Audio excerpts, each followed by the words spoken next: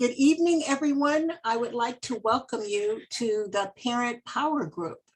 Tonight, we have Brad Carson, the probation officer, and he's going to do a presentation, Job Hunting for Felons, but he's going to give us a little bit more information and background on what he has been doing and what his mission is. As we start, I'm going to explain a little bit about the Wooten Center.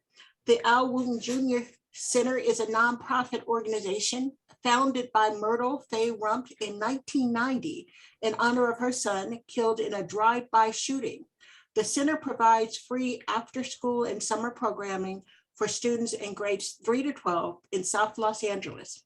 The Parent Power Group is presented in partnership with the Green Foundation and other donors, which can be found at www.wootencenter.org/donors.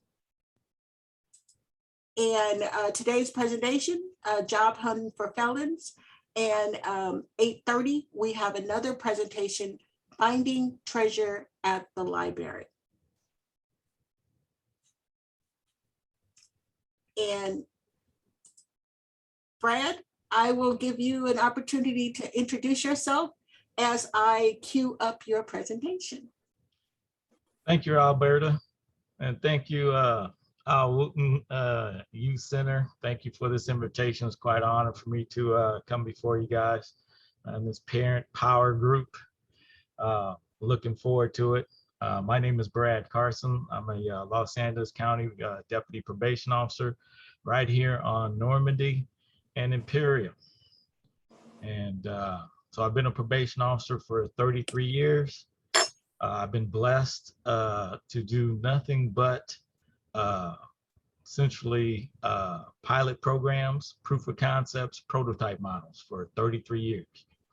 And then the latest and the greatest that we're working on right now with the LA County Probation Department in partnership with the LA County Workforce Development System called WEDAX, in partnership with the LA County Office of Diversion and Reentry, is that we're working on getting jobs for adult active formal probationers called the INVEST program, where we invest your tax-paying dollars into career middle class opportunities for adult active formal probationers. With that said, as I stated before, I've been doing this, getting jobs for what we call high-risk repeat criminal offenders. And let me give this caveat. If I use the wrong term, please accept my apology. I'm not politically correct in many cases. I'm kind of old school. But we call high-risk repeat criminal offenders HROs. I've been getting HROs jobs for 30 years now. With that said, let's keep it pushing and move it forward. That was my introduction. Anytime I can't get a job under the LA County Probation Department, I started my own outside of the probation department privately. So I'm the founder and chairman of Jobs Create Peace, a bunch of gang truce peacemakers. I'm the visionary co-founder of PV Jobs, and I'm the president of United Hood Nation. Jobs Create Peace, as I stated before, is a bunch of gang truce peacemakers. When we started getting jobs, the peacemakers came and said that they needed jobs to leverage their peacemaking ability in the hood. When this hood is shooting at this hood, the peacemakers go and make those bullets stop flying. PV Jobs, that I'm the visionary co-founder of, they are connected to Playa Vista, the largest private mixed-use development west of the Mississippi, and they do we do all the job placement there. We placed over 8,000 probationers, parolees, gang members, felons, veterans, single family mothers or fathers, products of single parents, people with a history of involvement in the criminal justice system, foster care, homeless, you name it, of what we call at-risk characteristics. We placed them applied vista development and use the data from that to prove the model of what works. And then of course, United Nation is the next generation. I was asked by mostly Crips and Bloods to structure the community to be in support of the gang truce. Let's move forward from there. Next, let's go back to the forward. Yes. So moving forward, we have institutionalized local hiring, particularly through every time we build a road, a school, a bridge, a harbor, a park, the MTA light rail going down Crenshaw. We created the local hiring ordinances. We created, as a public policy, we created the construction careers in negotiation with the construction building trade unions. As a public policy, we created, we implemented those public policies through what's called project labor agreements that makes some union jobs in building that road, that school, that bridge, that harbor, that park, that MTA light rail, or the SoFi Stadium. On non-union jobs, we negotiated what's called community benefits agreements. And then all of that was implemented through a job coordinator that reports the findings and the results to all parties concerned, to the owners, to the awarding agency, to the community, and to the clients that are actually working there. So with that said, we have institutionalized that, and we are the prototype model and proven model and national model for local hiring and implementation for what we call at-risk or disadvantaged targeted population with at-risk characteristics from targeted zip-coded communities. With that, let's move forward to the next slide, which is upon arrest. So the name of this is Job Hunting for Felons. And so when a person gets arrested for a felony, upon arrest is when they need to start job hunting. It should be a wake-up call when a person gets arrested for a felony. They should reflect on what they're doing in life, who they are, what they're doing, who they're hanging around with, and what they want to have. They need to start their job hunting upon arrest. So while they're still incarcerated, in jail or in prison, they need to use their time wisely. They need to work on themselves spiritually, socially, economically, find out the root cause of their behavior, if there's any trauma there, start dealing with it immediately upon arrest. With that said, do they have any physical disabilities or are they physically healthy? Are they mentally healthy? Do they need mental health? Do they need substance abuse? Deal with the substance abuse issues? Do they need to deal with any education barriers? Most people coming out of prison have a 3.5 reading comprehension level. That's the third grade.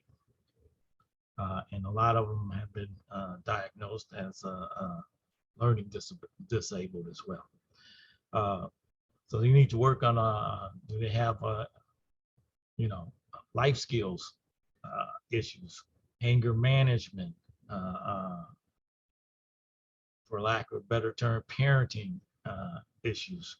Whatever their issue is, they need to be working on it immediately upon arrest while they have a roof over their head, clothes on their back, and food on the table. Now, I know it's a hostile environment, jails and prisons, so they also need to pick their sides and their friends very wisely in order to survive. And anything that doesn't kill you will make you stronger. That's my motto, at least. With that said, they need to be Upon release, they need to immediately use their same continuous skills that they were picking up while they were down and had plenty of time to read and self-reflect and work on any issues and work on any vocational jobs while they were in custody. Upon release, they, most people were scared when they, particularly when they're first time arrested, and most people were scared upon release because they may have been down for a long time. They look to the left, they look to the right, and they don't know, well, where they're going to go, what they're going to do. Do they have any supportive services? Can they go back home? Do they have a family? Where's their next meal going to come from? Do they have clothes on their back? Do they have a roof over their head? Do they have their medications if they're on meds while they're in custody? How are they going to continue any programming that while they were in custody? Was mental health, or substance abuse, or education, or life skills programs that they were taking, or any vocational skills? How are they going to transfer that upon release? But most importantly, do they have supportive services? Can they go back home with the family and reunite? Technology may have completely changed. I know it changed every 6 months for me, and since the last time they were involved with technology. Do they have a phone? Do they have a DMV photo ID or a driver's license? Do they have their birth certificate? Do they have their social security card? Without those things, you cannot get a job. With that said, upon release, typically, generally speaking, felons go to the Department of Public Social Services, and right here on Western and 120th, and receive public assistance, otherwise known as welfare. Some of the benefits of DPSS, Department of Public Social Services, is that you don't actually need those documents, a driver's license or a social security card, or your birth certificate. You can get immediate assistance for food, and you can apply. It does take quite a long time, so it would be best if you had a systems navigator to help that person get stable enough to then search for their documents and then start the job hunting process as well. So DPSS is usually the first stop. In the LA County, there is several very, very good community-based organizations that have reentry intensive case management services. In fact, they have contracts with the county to provide reentry intensive case management services. They are service providers. They provide those stabilization needs that I was referring to. Their, driver's license, birth certificate, their social security cards. They can provide them with temporary housing, help them navigate the system for social services, whether they need their meds, get on SSI, any physical or mental health with their meds, cognitive behavioral interventions for their life skills, and then any substance abuse treatment. It is very important for social service providers and for that individual to work on themselves spiritually, socially, and economically, what we call the whole person. And if they have spiritual leaders while they're in custody, they need to maintain that upon release. There's a lot of, just generalizing, there's a lot of what's called jailhouse religious people that find Jesus or find God while they're in custody, and then upon release, they, for a lack of a better term, go back to the devil. So in their release, who they hang out with is really the number one indicator of whether they're going to be successful. And the second most important factor is, do they have a social support network in their environment to help them? So mentoring, tutoring, a family is for an emotional support, a friend, and that is just critical. With that said, let's move on to the next slide, which is, so once you have DPSS, you can actually even get a phone, what's called an Obama phone, start learning all the technology. You're stabilized with food, water, clothes, roof over your head, medication if you're still on that, a little bit of cash in your pocket, not very much, called general relief or GR, and then of course food stamps. The next level in their chapter life moving forward is what's called TSC, for transitional subsidized employment. Transitional subsidized employment. So if there particularly is effective if there was a big gap in their resume.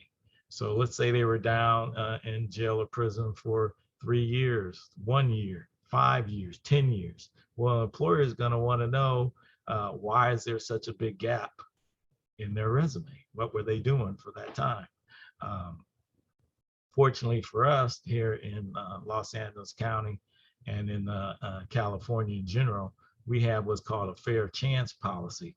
That means when they apply for a job, and they on the employment application, that damnable question, have you ever been convicted of a felony, has been banned. So they ban that box, and they can't get to that question until the employer actually really offers them a job, or is seriously considering to offer them a job, say if they're in the top 3 of the candidates for that.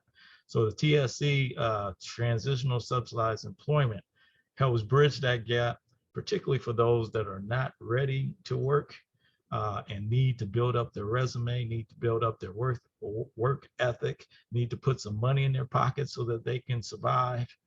So there's several now different community-based organizations called social enterprises that specializes in transitional subsidized employment. They pay $15 per hour. They usually have people work from 20 hours a week to up to 35 hours a week.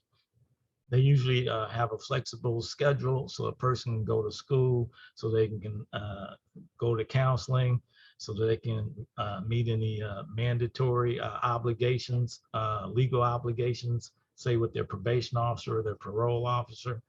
So it's a more conducive environment for a person to succeed while they're learning work ethics and work skills while simultaneously getting paid. So those 20 to 35 hours could last typically between 4 months and 6 months of transitional subsidized employment. There's some very, very good ones. So like Chrysalis, they specialize in the homeless, Friends Outside. They've been in the game forever. Some new ones, Homeboy Industries with Father Greg Boyle. He's been in the game forever. Then some new ones have come into town. ARC for Anti-Recidivism Coalition, LA Rise, and so there's some very more meaningful opportunities today as opposed to when I first started getting jobs for high-risk HROs 30 years ago. So there's a lot more opportunities and programs today. So with that, TSC, that is a bridge between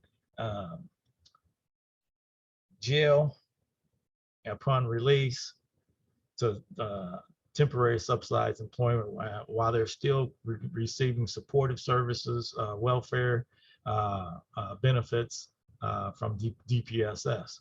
So that's the bridge that can fill that gap. Now, let me talk about and define what a job is first. So a job, to me, I'm gonna give my own definition so I can frame this argument. A job is a legitimate, moral, and ethical form of sustainable income. Let me say that again. A job is a legitimate, moral, and ethical form of income that's, in my particular case, would sustain myself and my wife and 3 kids, called a family. If a job is not legitimate, if it's not moral, if it's not ethical, and if it's not sustainable, then it's not a job, in my definition. So with that said, I have a motto that jobs create peace. And now, if jobs create peace is true, then the opposite is just as true. No jobs is equal to no peace. And with that said, next slide. We want to get our people in our community career, middle class, income, opportunity jobs. And in order for have career, middle class jobs, you have to have career training. You got to bring something to the table. Piece of paper saying that you're certified to be this truck driver, to be this general contractor, all the certifications that you would need to impress the employer. So we emphasize career training, particularly here at the probation department, particularly in the INVEST program, where we partner with the workforce development system right here at Southwest College called the South LA American Job Center, California. And we have a matrix to get a person from coming out of jail and prison with 0 all the way to the right as far as they want to go to be a hero. One of which is career training. So we have several different industries that a person can get a career training from.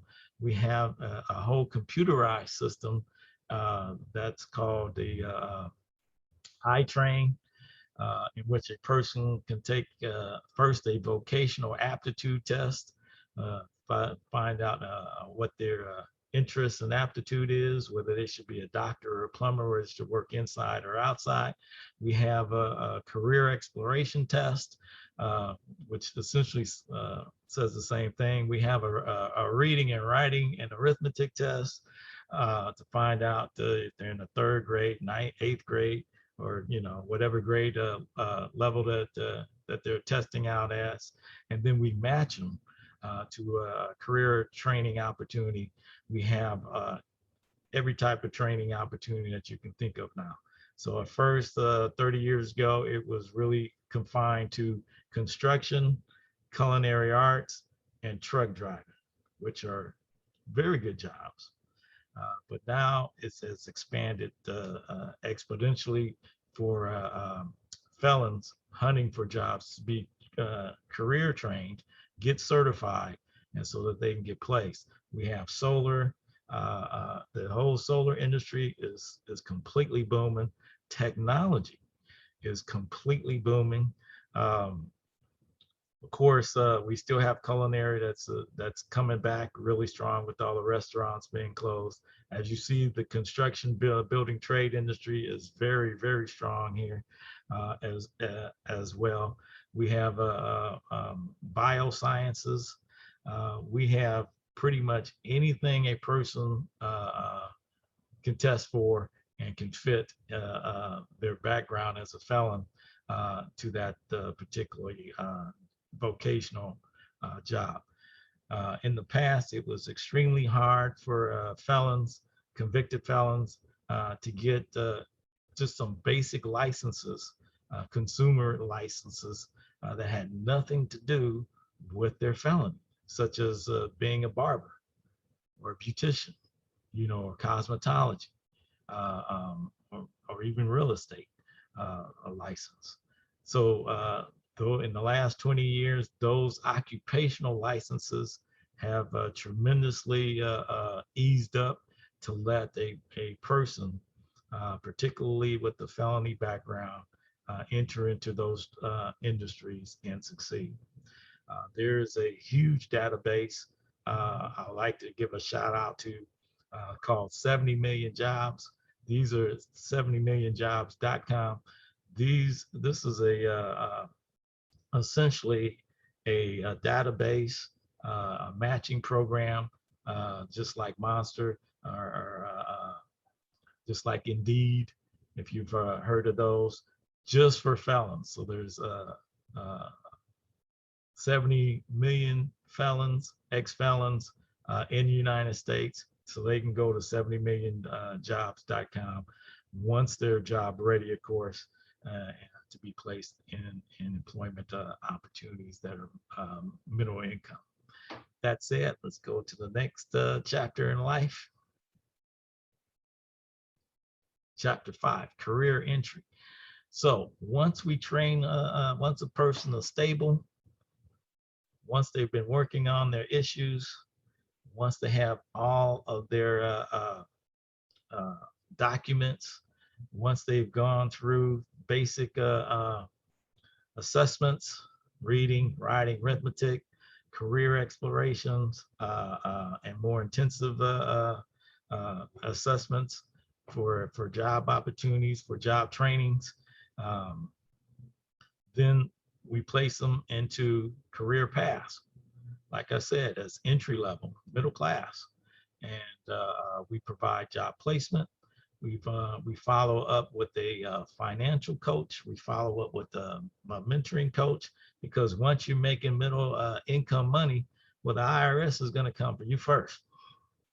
You're going to pay the taxes, unless you know how to save your money. Unless you know how the whole credit system works, how to pay down your debt, how to have a tax strategy, the IRS is going to come and get you.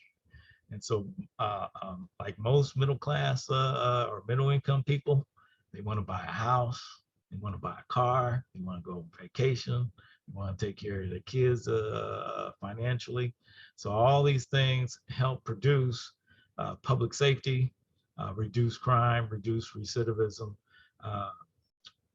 and ultimately save lives. So we have a whole career path from A to Z. Let's take the construction, building, trade industry. A person can start off with what's called a pre-apprenticeship program. We have three different pre-apprenticeship programs right here at South LA, American Job Center, California, located at Southwest College.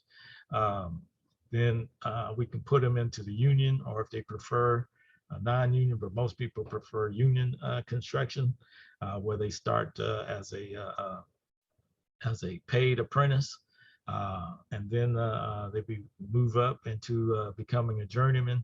And then we created a career path so they can start their own business and be a contractor. And we want to continue to grow so they can be a general contractor. We want them to continually grow, so then now they can be a developer.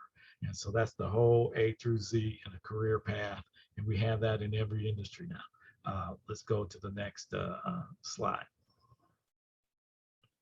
So with that said, many people, when they're making their middle income job, working what I call a W-2 job. So there's two sides of our economy in capitalism.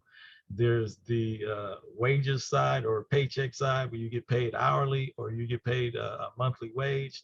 We call that a W-2 reporting income. And then the other side of the economy is a 1099. That's where you're either self-employed or you're the employer. And so there's a whole gig economy for the self-employed. You've heard it all. Uber, Lyft, delivering food. What's the name of that company? Grubhub. Where you can deliver food. There's a whole gig economy of self-employed people that makes a really good living, but there's no taxes taken out of that. That's 1099 income, self-employment income. So you better have your financial records in order. That's why we also provided a financial coach in the Invest program.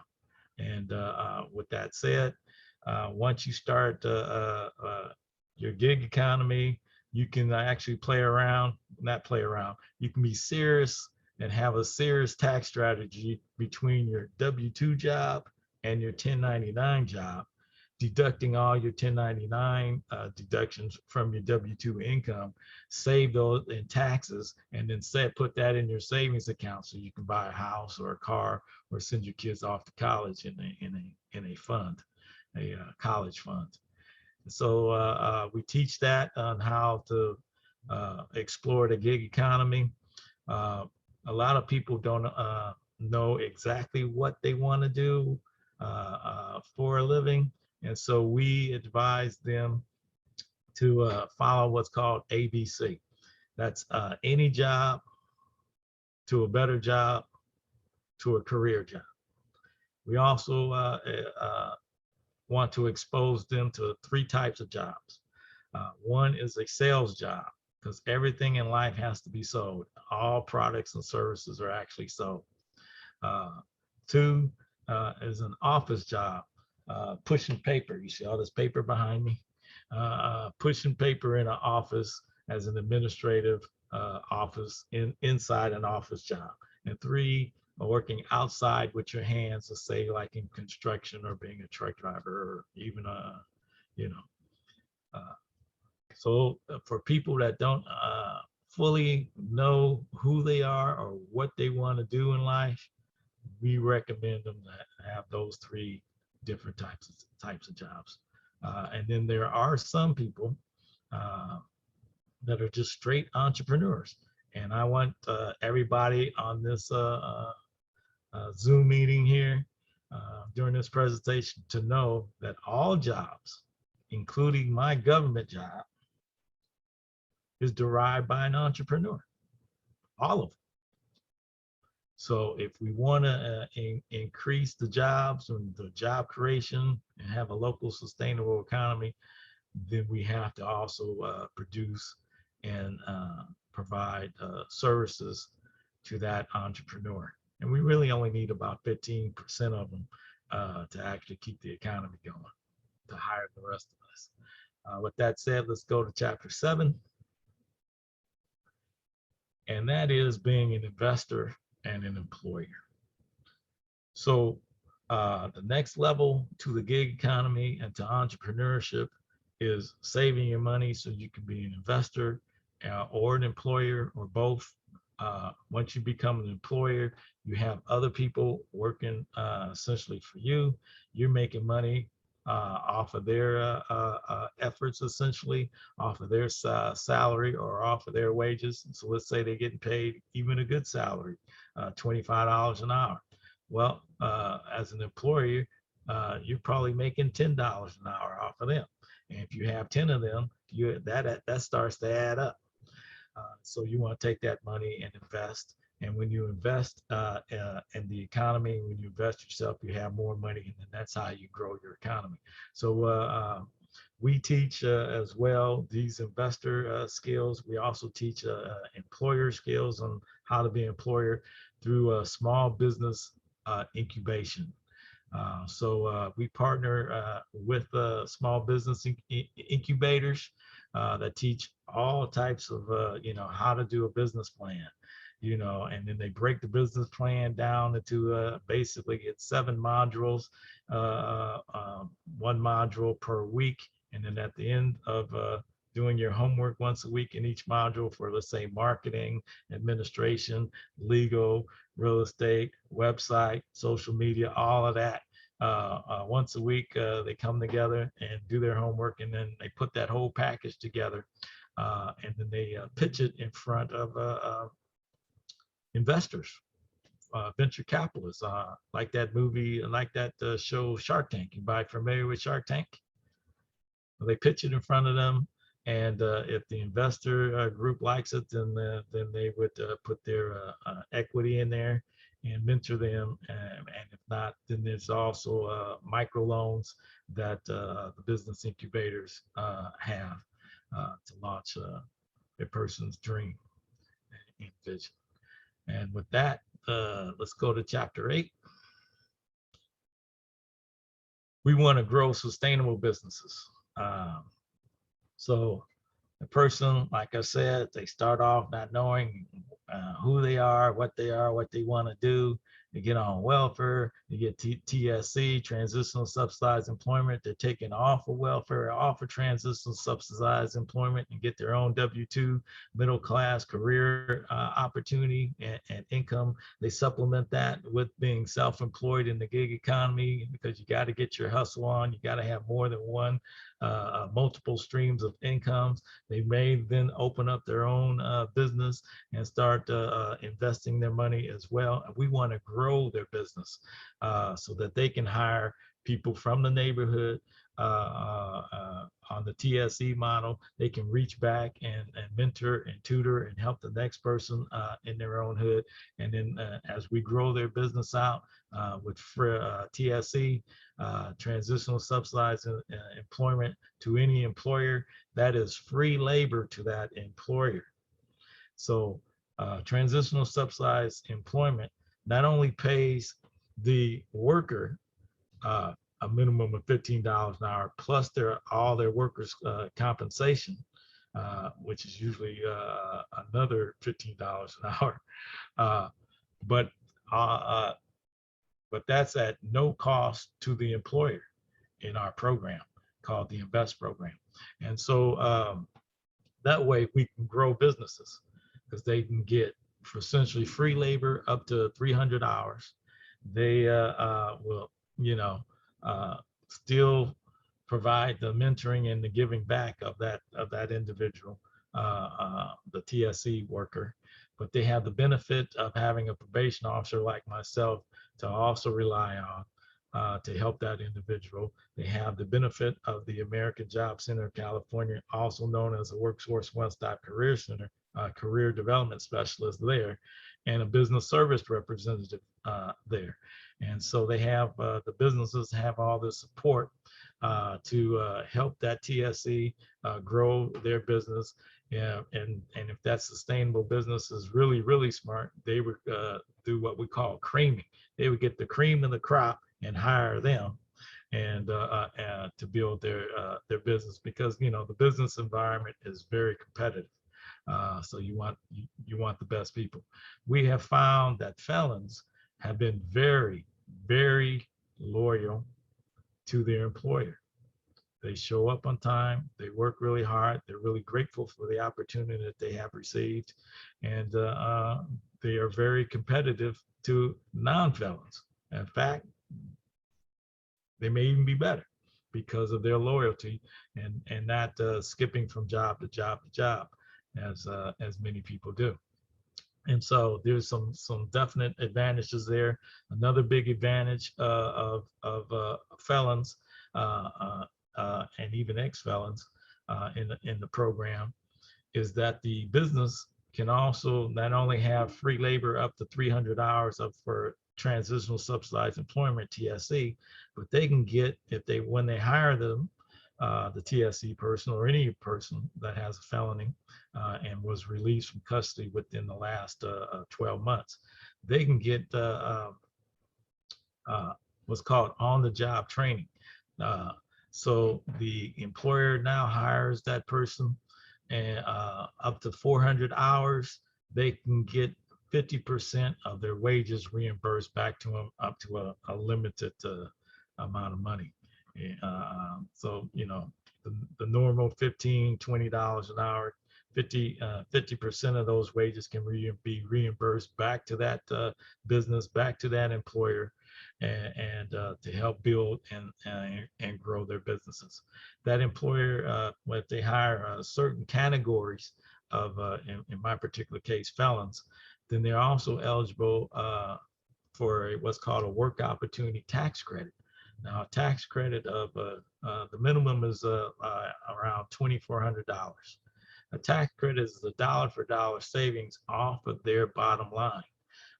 So if they owe $2,400 in taxes to the IRS or then that tax credit will wipe that debt clear. If they didn't owe any money, then they can forward that, so they have a $2,400 credit to the next year. And so those type of economic opportunities can grow a business. So the basic bottom line is that in order to have a local sustainable economy in which we have a base of jobs for everybody, then we have to grow our businesses. We have to have entrepreneurs, and we have to have people that have a dream and the supportive services to help them fulfill that dream. With that said, there are specific pathways that professionals like myself, I'm what's called an offender workforce development specialist, are specifically trained to be job coordinators and to be job developers and to be job coaches to help people move from zero, coming out of jail and prison with nothing, all the way to the right to owning and operating a growing, sustainable, successful business for a local economy. And with that, let's go to the next slide. Job hunting for felons. So it's an A through Z process. Any job, to a better job, to a career job, to owning your own job. There are a plethora of programs available. If a person is 18 to 24 years of age, there's a program for young adults. If a person is 16 to 18, there's a youth program just for them. And how many people remember summer youth employment? That's what I'm talking about. If a person is on AFDC or TANF, welfare, food stamps, general relief, there's programs for each and every one of those categories. If a person is 55 years of age and older, there's a program for that. If a person is coming out of jail, and particularly prison in this particular case, there's a prison to employment program. If a person that was on meds, there's a program called the Department of Rehabilitation that's just for that. There are numerous programs that would take way too much time to explain the target population, the targeted geographical areas, and for the targeted programs. And each program has its own funding source and has what's called a season, that's a peak season to get into that program. And that's what offender workforce development specialists that have been certified, we know these programs and we know how to place felons into these programs right at the right time, right when they need it the most, including the re-entry intensive case management services in the beginning to stabilize them for what they need. Because it doesn't do any good to give a person a job if they're not stable. So let's say that they have a substance abuse problem. You get them a job, they get paid on Friday, they get loaded on Saturday and Sunday, they don't show up on Monday. So they have to deal with all their issues first, and what we call Maslow's hierarchy of needs. You know what the Maslow's hierarchy of needs are. Everybody needs air, everybody needs water, everybody needs food, everybody needs clothes, and everybody needs a roof over their head. And then we can start dealing with their physical health, their mental health, their substance abuse, their education, their life skills, and their work readiness. So in summary, there is a career pathway and a critical pathway for each step for felons to take. But most importantly, that person has to have that drive, that motivation, and that helps with a supportive environment, a friend, a family, someone that loves them and will tell them the truth and would hold them accountable for their actions. And so that is the summary of job hunting for felons. Next slide. you can contact me at Offender Workforce Development Specialist at the LA County Probation. You definitely want to look at that INVEST program for the LA County Probation. As I stated before, I'm the founder of Jobs Create Peace, the visionary co-founder of PV Jobs, and the president of United Hood Nation. At this point in time, I know I went through that really quick. Are there any questions?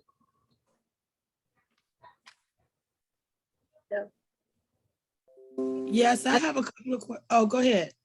No, I don't have a question, just a comment. I thank you, Brad Carson, very much for the presentation. I'm calling from outside Washington, D.C. Though it's kind of late at night right here, but I was able to join you with your invitation because I wanted to find out more about, because I'm in prison ministry, I wanted to find out more about getting jobs. So thank you very much. I skipped over the I mentioned it, but there's a huge spirituality or faith component to felons hunting for jobs. You got to have faith. You got to have hope. You got to have a belief system saying that, you know, I can do this. In times past, 30 years ago, when times were really hard and they were locking people up and throwing away the key, and there was really a revolving cycle because essentially the system was locked into keeping people under, in my opinion, under the 13th Amendment to keep them in prison. For those of you who don't know, the 13th Amendment, it says that it abolished slavery except for a person was duly convicted of a crime. And so that's when they start making up all these crimes and locking people up and throwing away the key, in my opinion. So a faith is essential element. It gives a person hope. Well, faith is the substance of things hoped for, and it drives them to success, in my opinion. Thank you for that comment. I'll see you next month. You can tell us that. All right, looking forward to it. I Any have questions? I have some questions. I have a lot of questions. Go ahead. Okay, my first question is, when did the fair chance policy start? Oh, that's a good question. I don't know exactly when it started, but it started, I know, after 2010. Okay, so after 2010. 2010, the whole system changed. Everything. Here in LA County, and by extension, fair chance policy went to the state of California. Susan Burton would know because she was on that. She was very instrumental in making that happen. Her whole campaign was ban the box. Anybody familiar with ban the box? Mhm. The box is, have you ever been, when you fill out the application for a job, it says, have you ever been convicted of a felony? Yes. And that box, and then it it institutionalized it, so it made it illegal to ask that question until the very end of the process. Oh, is that like in the interview process? Yes. Okay. I had a question about violent offenders. It seemed like they have a tougher time, like say you have like domestic violence or some kind of violent crime in your record. It seemed like they have a harder time finding work. Do you find that to be the case? Yes, without a doubt. And so, yeah, domestic violence, this is just my professional opinion as well. Ever since the OJ trial, changed the whole game for domestic violence. And now it's gone way up to, sexual innuendos, the Me Too movement. Everything is complete. The whole culture is completely changed. Now, as far as murder, rape, mayhem, sexual assaults, those, are extremely difficult to place people into jobs. So we have to search for employers that don't do background checks. Okay. I had a question about, you said they had a program for them to like attend college. Oh, what absolutely. program would that be? The Equal Opportunity Program. I mean, like, how would they pay for it though? Do they have to pay, or because I heard that felons they can't apply for like grants and stuff. Not anymore. That whole system has changed.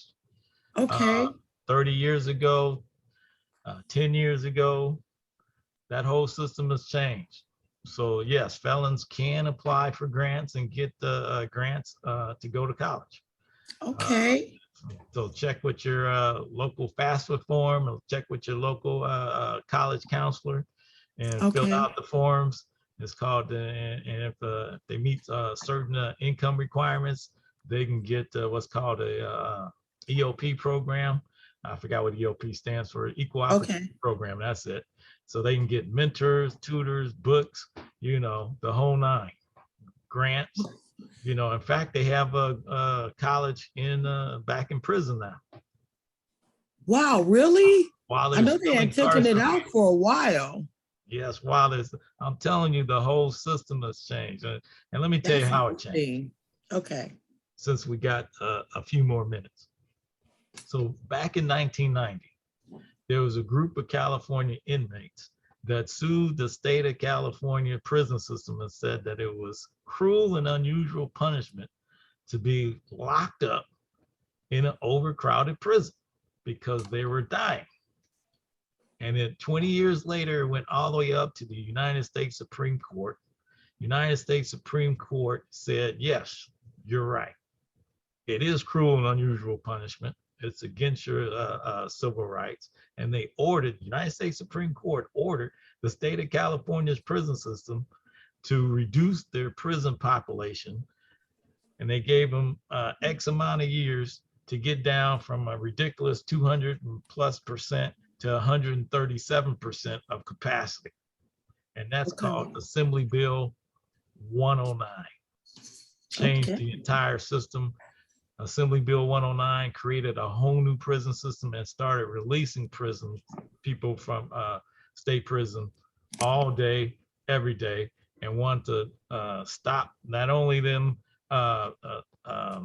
being released in order to reduce their prison population, but now they also have to stop the influx of people coming in. Wow. And so they changed the entire system from locking people up and throwing away the key to now paying probation officers and parole officers like myself to actually stop people from going back to prison, actually reducing crime called recidivism. And then they're making us accountable for actually having the interventions and the support systems in place to actually reduce the prison population. That's called Senate Bill 678. Look that one up as well. I will. Senate Bill 678. Yep.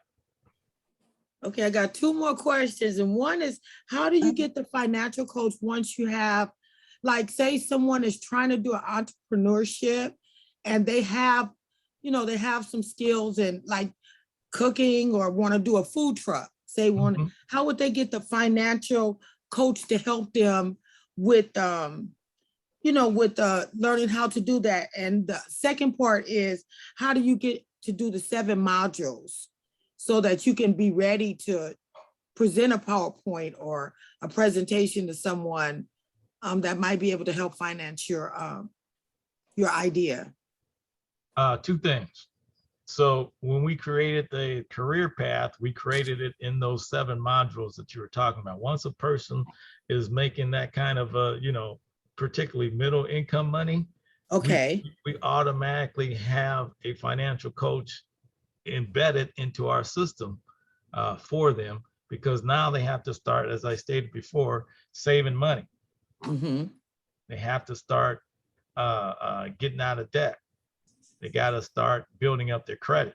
All of these things they're going to need in order to survive in this credit debt society, so that they can be an entrepreneur. And so we also partner with business incubation centers that teach entrepreneurship. And at these centers, the ones that I refer my clients to particularly, it's called Vermont Slauson Economic Development Corporation. They're not only a business service center where they do business incubation, but they're also what's called a CDFI, a community financial development institute, which means they're a bank certified Okay. under the Department of Treasury, and they do microloans. They do that Shark Tank that I was talking about when they bring in Mhm. venture capitalists, and then they, you know, they do the whole business plan and have their own business mentoring coach as well. I hope I answered both questions. Yeah, just one more question about the middle class income. So how, say for instance, I was a felon. How long would it take me, and how long am I eligible for the programs, even if I'm off probation and I'm making a middle income? How would I access that? Because I might not start making middle income for the next 5 years. Say in 5 years, I'm doing much better and I'm making a middle income. How would I access these modules and the financial coach after 5 years out of jail, maybe 3 years out of the system? Very good question. Very good question. First of all, you can access these modules if you know that they exist. So knowledge is power, and applied knowledge is even better. All of these services are actually in existence today. And most of them, 90% of them, are at one location called the American Job Center of California, AJCC, also known as a Workforce One-Stop Career Center, funded Okay. under the Workforce Innovative Opportunity Act. Used to be called WIOA until Obama changed it. So if Did you say know that last part again? it's funded at the federal level under Workforce Innovative Opportunity Act, WIOA. Those are federal dollars that develops our workforce system nationally. The federal dollars flow through the state flows to the county and to the city. And these are called Workforce One-Stop Career Centers. They're also called American Job Centers of California, AJCCs. You can go to those and get the access to these at any time, at any point in time in your career. Okay. And However, you just fill out the paperwork and they'll know what to do, or someone Yeah. can help you with that? yes. So Okay. if you're a felon or an ex-felon, Mhm. I would advise you when you go to ask for an intensive case manager. One of the criterias of receiving all the services, such as that career training path, such as the Mhm. financial counseling, Yeah. such as the entrepreneurship, is that you have to have an intensive case manager. Okay. And one of the criteria of having an intensive case manager is being a felon or an ex-felon. Gotcha. Thank you. That was so informative. I really appreciate you being able to answer my questions. One last question. Is there a PowerPoint that you can email us for this? That is a good question. I didn't make a PowerPoint for this. Contact me, and then I can walk you through each system, because each program, it'd be difficult to explain, you know, all the different programs. It'd be easier to have an assessment, and then from the assessment, pigeonhole somebody into a program. Okay. Okay. That sounds good. Well, I really appreciate everything. It was very knowledgeable. I appreciate it. I work for a nonprofit organization, and I work with a lot of parents that are losing their children. So, and a lot of them are turning 18 and have no skills. And, you know, I just want, and a lot of them been, you know, in the juvenile court system. So, yeah, this is very helpful. But And a lot of the parents need the help too. Oh, absolutely. Yeah. Family income, you know, with the prices in LA County particularly, it's just ridiculous. So everybody in the family needs to get out there and basically hustle. Yeah. So Sure. if we could get the kids a summer youth employment job and bring some money into the family household, we get the parents up and rolling with that ABC, any job, better job, career job. Absolutely. It would relieve a lot of stress, and we'll see some peace on earth and goodwill towards men. I think a lot of jobs are about to open up too. Hello. Anyway, yeah. I said it. Absolutely. My name is Marka. I am a senior recruitment specialist here at FedEx Express. And the reason I joined is because FedEx Express is felon friendly. And I want to reach out and hopefully I can help. All you need to do is be 18, no experience. Of course, some of the felonies that we do not accept. But I've been here for quite a while, and FedEx is pretty good on hiring felons. Like I say, some of the stuff, domestic violence is a no. But for the most part, I've seen gun charges and stuff go through. So if I can help in any way, like I say, FedEx, we first in, first out. We don't interview. If you apply, you on my roster, I make you an interview, I can get you a job in 5 days. Marsha, can I have your phone number? Yes, my name is Marka, and my office phone number is 909-458-6156. I'm currently in Ontario. I have done all of LA Metro is where you need, is where I will try to do my best to help you out. Thank you so much. You're welcome. I love the kids. And Me too. If we get them, like I said, we don't even, no resume, nothing, just apply, and we're gonna make you a job offer. No experience necessary. You get benefits in 90 days. I'm glad I came in here. Thank you so much. That's outstanding, Marsha. We call that pretty much on the spot hiring. Yes. Yeah, And before we leave, if we can get everybody to put their name and zip code in the chat for recording purposes, because we're sponsored by the Green Foundation, and they like to know who was here. And speaking of resources, right now the Green Foundation is providing resources for COVID. So if you know of a family or your family needs resources in regards to food, utilities, rent, health insurance, gift cards, you can contact the Green Foundation. We are a COVID provider, and we provide resources. So we also want to know folks to know that we have a COVID vaccination clinic coming up at the Wooten Center on September 3rd. Okay. In addition, we want people to know that the variants are serious. Please wear your face coverings, wash your hands, stay 6 feet apart. And most important, there are resources. There are vaccines that are available and are free. I want to thank everybody for being here and participating.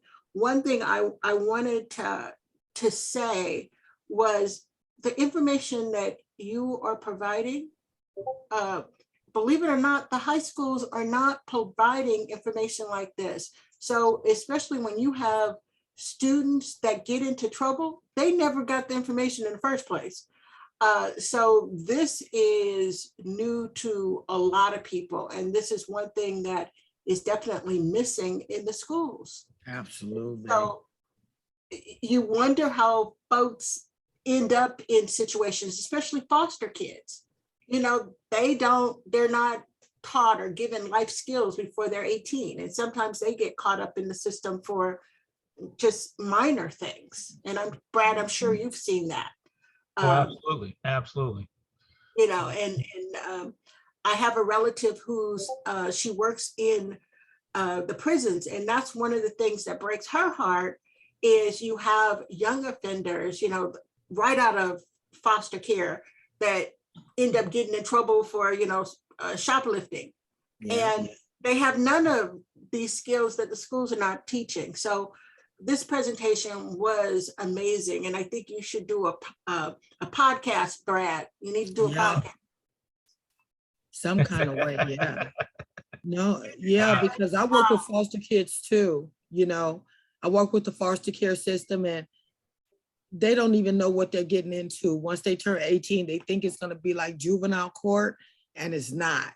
The whole game changes once they hit 18 years old, and it's sad. So that's one of the reasons I do this work, to work with the kids too.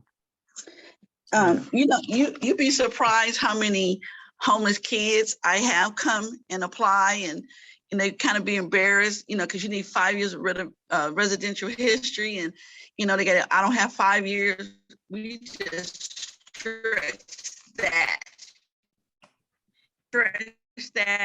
and I've seen kids who are, you know, doing very, very well here at FedEx. Like I said, I love to work with the youth. Like I said, we get a lot of homeless people here. And since they get paid once a week, you know, they don't have to wait 2 weeks or a month to get a paycheck. So they wind up doing very well. It's great. That's right. Well, the Yeah. whole foster care system, they have a special programs for employment for them.